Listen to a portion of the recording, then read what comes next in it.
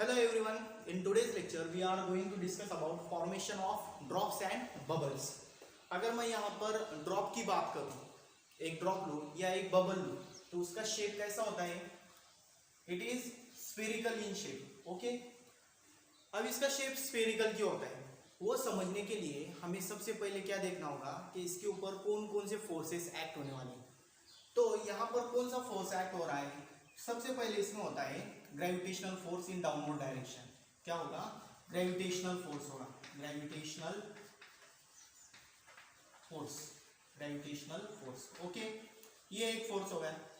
अब यहाँ पर और दूसरा कौन सा फोर्स होगा?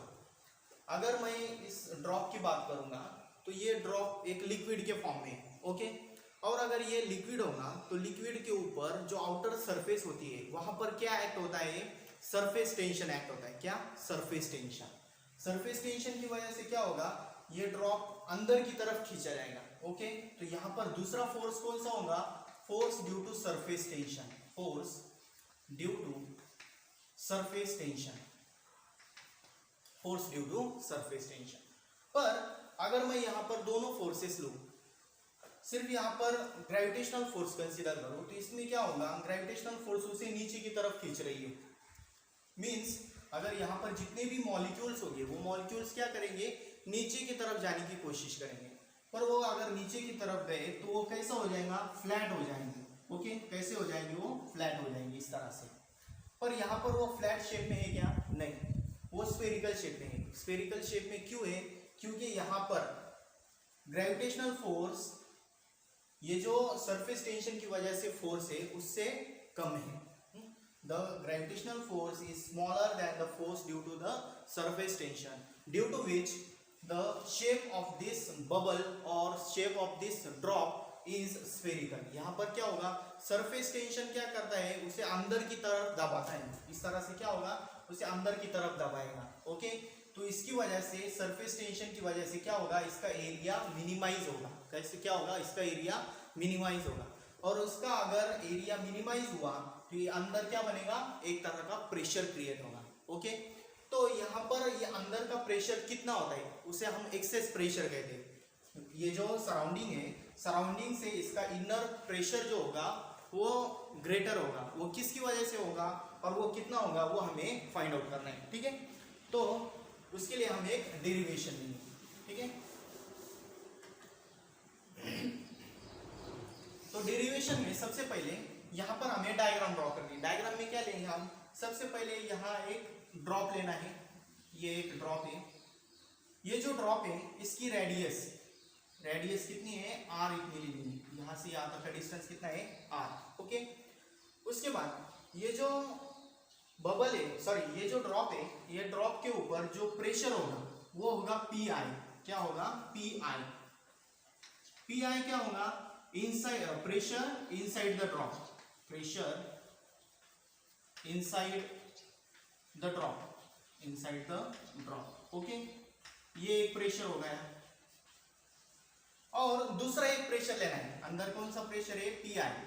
और इसके बाहर एक प्रेशर होगा वो होगा पीओ.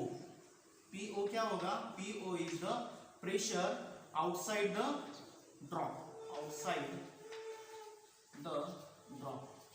ओके, ड्रॉप के आउटसाइड में जो प्रेशर होगा वो होगा पीओ.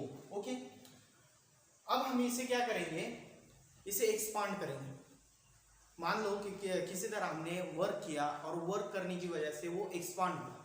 अब ये एक्सपांड होने की वजह से ये जो पहले आर इतनी साइज थी, उसकी आर इतनी रेडियस थी, उसके बाद क्या हुआ? यहाँ हमने उसके ऊपर वर्क किया. वर्क करने के बाद यहाँ पर क्या हो गया? उसकी जो रेडियस है वो चेंज हो गई और उसका जो सर्कल बनेगा, जो स्फीयर बनेगा वो इस तरह से होगा. ऐसा हम कंसीडर करेंगे. ओके, ठीक है, डायग्राम इतनी खास नहीं आई. ठीक है, अब यहां से ये उसका सेंटर है. सेंटर से हमने चेंज कितना किया? यहां से यहां तक स्मॉल अमाउंट में रेडियस चेंज की. ओके, तो यहां से यहां तक का ये जो टोटल डिस्टेंस होगा वो क्या होगा? r plus delta r. Okay, पहला जो स्फीयर था उस स्फीयर की रेडियस कितनी थी? r. जो हमने वर्क किया, वर्क करने की वजह से वो एक्सपांड हुआ. एक्सपांड होने के बाद उसकी रेडियस कितनी हो गई? R plus delta are. Okay, इसके बाद में हम यहाँ पर एरियाज कंसीडर करेंगे। अगर हम पहले जो स्फीयर था उसका अगर हम एरिया लेंगे तो उसका एरिया कितना आएगा, A1 कहेंगे उसे, A1 will be equal to area of surface area of the sphere कितना होता है 4 pi are square. 4 pi radius कितनी है r, इसका क्या होगा स्क्वायर होगा। ओके, इसके बाद में अब जो बिगर स्फीयर है उसका एरिया कितना होगा A2 will be equal to 4 pi radius कितनी है इसकी r प्लस डेल्टा r, इसका क्या होगा स्क्वायर। ओके, अगर हम इसे एक्सपांड करेंगे, एक्सपांड करने के लिए क्या करेंगे a plus B bracket square, ये फॉर्मूला यूज करेंगे। फॉर्मूला अगर यूज करें तो क्या होगा r square plus 2 times r into delta r plus delta r square, a plus B bracket square, a square plus 2ab plus b square. Okay, अब यहां पर डेल्टा r स्क्वायर आया है, क्या है delta r square. Delta r क्या लिया है हमने, the small increment in the radius, radius के अंदर स्मॉल इंक्रीमेंट। अगर ये जो स्मॉल इंक्रीमेंट है, फॉर एग्जांपल यहां मैं एक नंबर लूंगा 0.1, अगर इसका मैं स्क्वायर करूंगा तो स्क्वायर करने ये कैसा नंबर है, ऑलरेडी स्मॉल नंबर है। अगर मैं इसका स्क्वायर करूंगा तो इसका स्क्वायर कितना आएगा 0.01। ओके, और अगर मैं इसका फिर से स्क्वायर लूंगा तो क्या होगा ये 0.0001। मतलब अगर हम पावर बढ़ाएंगे तो उसकी जो अमाउंट होगी वो कैसा हो जाएगा, कम होगा। तो यहाँ पर भी हमें सेम लॉजिक यूज करना है। डेल्टा आर कैसा है स्मॉल है, और उसका अगर हम पावर लेंगे तो वो एक्सट्रीमली स्मॉल हो जाएगा। तो हम इसे क्या करेंगे यहाँ पर इग्नोर करेंगे, निग्लेक्ट करेंगे। तो यहाँ पर A2 will be equals to 4 pi, यहाँ पर क्या होगा आर स्क्वायर प्लस यहाँ पर फिर से 4 पाई, यहाँ पर क्या होगा into 2r delta are. Okay, final क्या होगा A2 will be equals to 4 pi are square plus 8 pi r into delta are. Okay, ये होगा एरिया A1 एंड A2। अब हमें इसका चेंज इन एरिया निकलना है, चेंज इन एरिया और इंक्रीज इन एरिया, एरिया कितना इंक्रीज हुआ। तो यहाँ पर इसके बाद में जो चेंज इन एरिया है क्या है, चेंज इन एरिया, एरिया कितना चेंज होगा dA, उसे हम डिनोट करेंगे dA से। ये क्या होगा A2 माइनस A1 करना है, A2 माइनस A1, बिगर स्फीयर माइनस स्मॉलर स्फीयर, दोनों का सब्ट्रैक्शन अगर हम लेंगे तो क्या होगा यहाँ पर A2 कितना है 4 pi are square plus 8 pi r into delta are. Okay, यहाँ और A1 कितना लिया है माइनस, A1 कितना है 4 पाई आर स्क्वायर। यहाँ अगर हम देखेंगे तो यहाँ पर 4 pi are square gets cancel. The change in area dA will be equal to यहाँ पर क्या आएगा 8 pi r into delta r. ठीक है, यहाँ तक हो गया।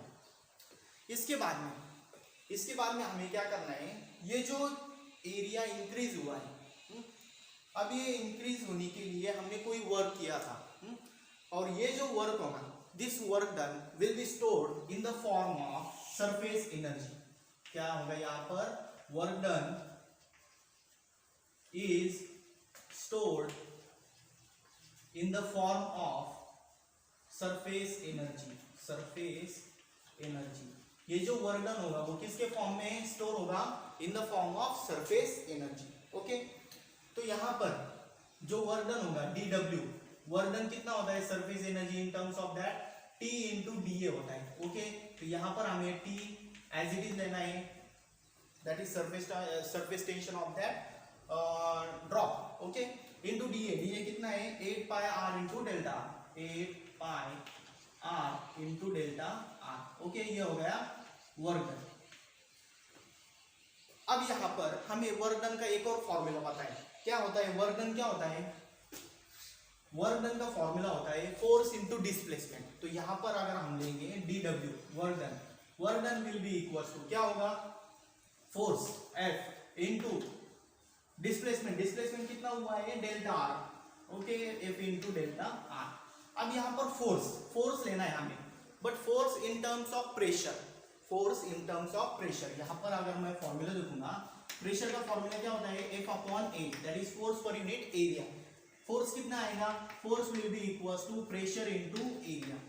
ओके, अब यहाँ पर हमने वर्क किसके ऊपर किया है, बिगर स्फीयर के ऊपर या स्मॉलर स्फीयर के ऊपर? The answer is the smaller sphere. Smaller sphere के ऊपर हमने वर्क किया है। तो यहाँ पर जो फोर्स होगा, फोर्स की जगह पर हम क्या लेंगे, प्रेशर। प्रेशर अब यहाँ पर जो स्फीयर है उस स्फीयर का प्रेशर हमने कितना चेंज किया है, कितना चेंज किया है? अंदर का था पी आई, बाहर का था पी ओ। अब यहाँ पर चेंज इन प्रेशर कितना हुआ? अब यहाँ पर ज्यादा प्रेशर किसका होगा, जो अंदर की तरफ होगा। हमने पहले डिस्कस किया इसके बारे में कि अगर यहाँ पर इनर स्फीयर होगा उसका प्रेशर ज्यादा होगा, तो यहाँ पर जो प्रेशर लेना है, pressure will be equal to P I minus P ओ।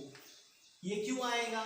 क्योंकि यहाँ पर जो एक्सेस प्रेशर है वो इतना बनेगा, ओके, इनटू एरिया। एरिया कितना है स्फीयर का, स्मॉलर स्फीयर का, into 4 pi R into delta R as it is, okay. ये हो गया डीडब्ल्यू। यहाँ पर हमें दो इक्वेशन मिले, इक्वेशन नंबर 1, इक्वेशन नंबर 2। अब ये दोनों इक्वेशन सेम क्वांटिटी रिप्रेजेंट करती है। कौन सी क्वांटिटी? Work done.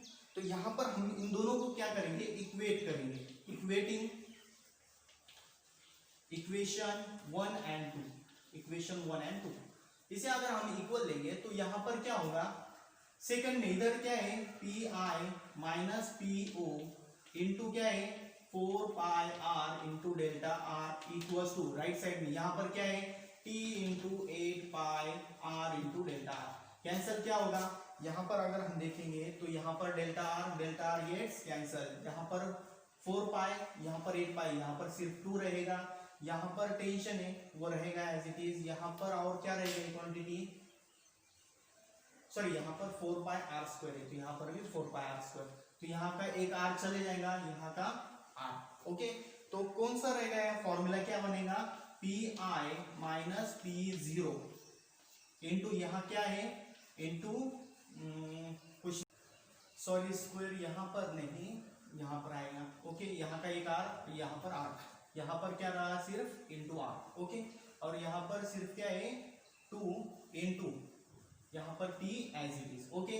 तो इसके ऊपर से P I minus P O will be equal to क्या आएगा, ये जो एक्सेस प्रेशर है इसे एक स्पेशल नाम दिया है, क्या है वो, this is the law of Laplace law of spherical membrane. क्या कहते हैं हम इसे, Laplace law of spherical membrane, okay. ये हो गया उसका excess pressure inside the liquid drop, ठीक है। इसके बाद अगर हम यहाँ पर ये ड्रॉप की जगह अगर मैं बबल लूँ, क्या लूँ, ड्रॉप की जगह अगर मैं बबल लूँ तो बबल के केस में क्या हो जाएगा, अब यहाँ पर जो बबल होगा वो यहाँ पर उसके इनर सरफेस में भी क्या एयर प्रेजेंट होगी और आउटर सरफेस में भी क्या होगा एयर प्रेजेंट होगी, तो इसलिए जो एरिया होगा, एरिया जो चेंज इन एरिया होगा ये 2 टाइम्स होगा। समझ में आ रहा है, यहाँ पर अगर मैं एक बबल लूँ तो बबल के इनर सरफेस में भी क्या होता है एयर प्रेजेंट होती है, आउटर सरफेस में भी एयर प्रेजेंट होती है, तो जो टोटल एरिया बनेगा चेंज इन एरिया, तो चेंज इन एरिया कितना हो जाएगा इस केस के अंदर, dA will be equal to 2 times क्या होगा यहाँ पर 8 pi r into delta are, okay. तो ये अगर हम वैल्यू फॉर्मूले के अंदर पुट करेंगे, फॉर्मूले के अंदर अगर हमने पुट किया तो उसके ऊपर से जो एक्सेस प्रेशर बनेगा P I minus P O, इसमें क्या होगा सिर्फ इतना सा चेंज होगा, यहाँ पर 2 टाइम्स सरफेस टेंशन है, यहाँ पर क्या होगा 4 टाइम्स सरफेस टेंशन होगा divided by R as it is आएगा, ओके। ये होगा बबल के फॉर्म में, ड्रॉप के लिए 2t अपॉन आर होगा और बबल के लिए 4t अपॉन आर होगा, ओके। तो बस आज के लिए इतना ही। आज हमने क्या देखा, formation of drops and bubbles. तो इसका ये जो फॉर्मूला होता है, फॉर्मूला इंपॉर्टेंट होता है, इसके ऊपर से न्यूमेरिकल सॉल्व करने आना, ठीक है। तो जब हम न्यूमेरिकल सॉल्व करेंगे इस चैप्टर के ऊपर तो हम इसके बारे में फॉर्मूला कैसा हमें यूज करना है वो हम लोग देखेंगे, ठीक है। Thank you so much.